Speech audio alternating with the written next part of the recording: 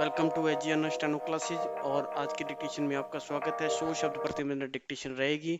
सभी विद्यार्थियों से मैं फिर से एक बार कहना चाहता हूं कि जो राजस्थान अधीनस्थ चयन बोर्ड की तैयारी कर रहे हैं वो लगातार अपनी तैयारी करते रहें, क्योंकि ये समय आपको कुछ मौका मिला है कुछ करने का। कहीं ऐसा ना हो कि ये समय निकल जाए और फिर आप हाथ पर हाथ धरे रह जाएं। तो डिक्टेशन स्टार्ट।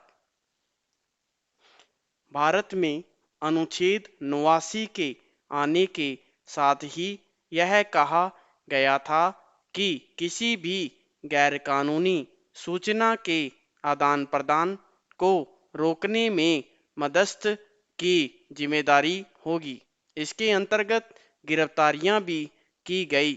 2008 में इस प्रावधान को बदल दिया गया। अब सरकारी दिशा निर्देशों के अंतर्गत किसी असामाजिक सूचना को रोकने के लिए प्रयत्न करना ही मध्यस्थों की जिम्मेदारी मान ली गई। कंपनी को अपने नियमन ढांचे बनाने की छूट दे दी गई।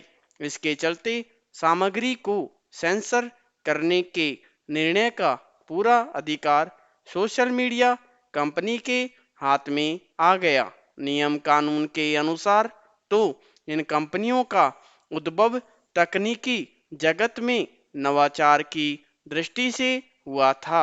यही कारण है कि इनके आधार स्थल अमेरिका में इन्हें कई अधिकार दिए गए थे। विश्व के बहुत से देशों में इनकी उपयोगिता को देखते हुए इन्हें अधिकार प्रदान किए गए। वास्तव में इन कंपनियों का उद्देश्य लोगों को व्यस्त रखना है। इसके लिए वे लोगों को अपनों में उलझा कर रखना चाहते हैं।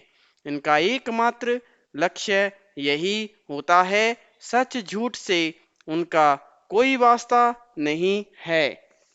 मार्क जुकरबर्ग का तो यह भी कहना है कि अगर उन्हें किसी सूचना का उत्तरदायित्व लेने के लिए बाध्य किया गया तो वे इसे नहीं करेंगे, क्योंकि इन निजी कंपनियों के अपने नियम कानून और सामुदायिक दिशा निर्देश हैं।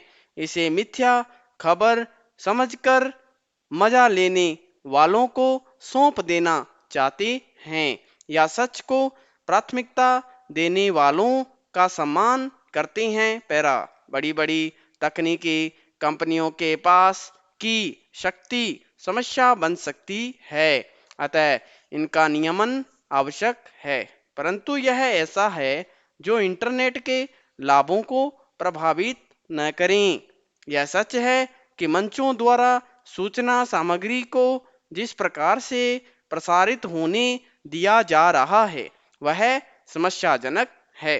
लेकिन अगर इनके आत्मनियमन कानूनों में सरकारी हस्तक्षेप का रास्ता खोल दिया जाए तो यह नागरिक स्वतंत्रता पर शिकंजा कसने जैसा हो जाएगा।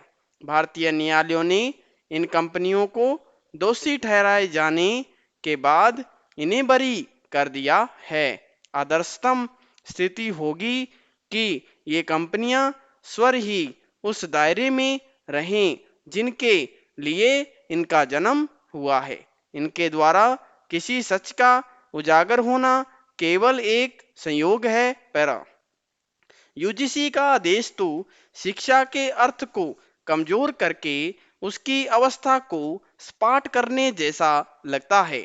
शिक्षा के दौरान एक कक्षा ऐसे स्थल की तरह काम करता है जहां व्यक्ति में संवाद, तर्क वितर्क, असहमति, दोस्ती जैसे अनेक कौशल सीखे और समझे जाते हैं। हर पाठ्यक्रम में अंतर्निहित धारणा है कि कक्षा विचारों, व्याख्याताओं और प्रतिवादों को परीक्षण के लिए एक प्रयोगशाला है। एक विधि और समावेशी कक्षा किसी भी सिद्धांत या अंतर्दृष्टि के लिए सबसे अच्छा लिटमस टेस्ट है। Para change. भारत देश कृषि प्रधान देश था और है। सांप खेती का रक्षण करता है, इसलिए उसे क्षेत्रपाल कहते हैं। जीव जंतु, चूहे आदि जो फसल को नुकसान करने वाले तत्व हैं, उनका नाश करके सांप हमारे खेतों को हरा भरा रखता है। सांप हमें कई मूक संदेश भी देता है। सांप के गुण देखने की हमारे पास गुणग्राही और शुभग्राही दृष्टि होनी चाहिए।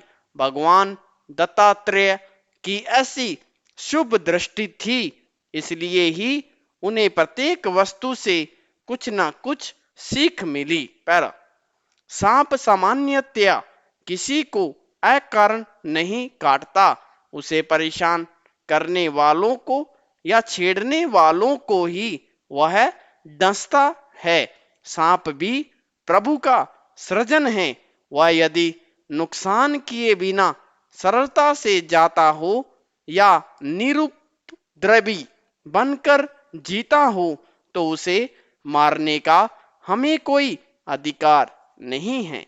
जब हम उसके प्राण लेने का प्रयत्न करते हैं, तब अपने प्राण बचाने के लिए या अपना जीवन टिकाने के लिए यदि वह हमें डस दे, तो उसे दुष्ट कैसे कहा जा सकता है।